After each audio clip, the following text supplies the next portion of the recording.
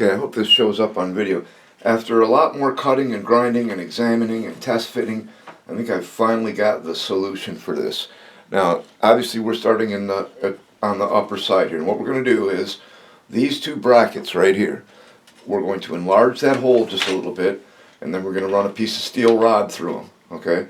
And then we'll put a block here and a block over here to hold the ends of the steel rod. So that'll hold the rear of the subframe in place.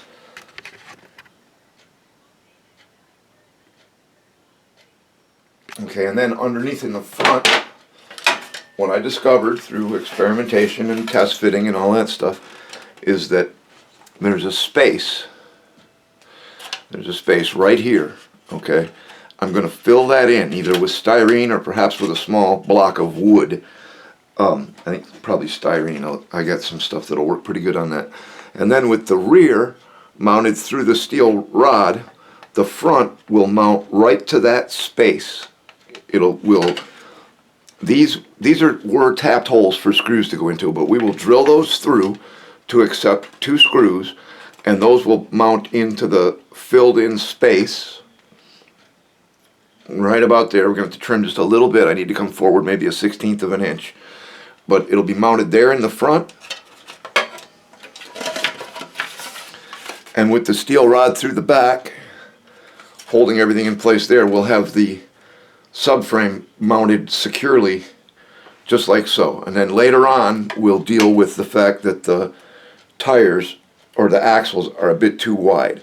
I think about half of the width of a tire is about what we need to come in, possibly just a little bit more. But that will be done after everything is securely mounted in place, because then what we have to do then is disassemble the control arms down here and make them slightly shorter. And that'll mean also that I'll have to do the upper link up here will have to be shortened, and possibly the axle tubes. There's still quite a bit of play in those axle tubes. It's got at least 3/16 of an inch before it would bottom out. And that's what we'll use. If we have to, we can shorten the tube on the axle for that. But anyway, that's where we're at right now. We're going to have the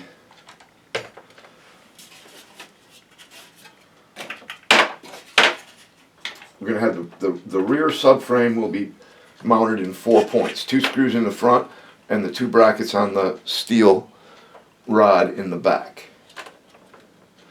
And that should do it. That should hold everything together. So I got a lot more trim and cleanup work to do, and I got to get that space filled in, and then I can start thinking about mounting this puppy.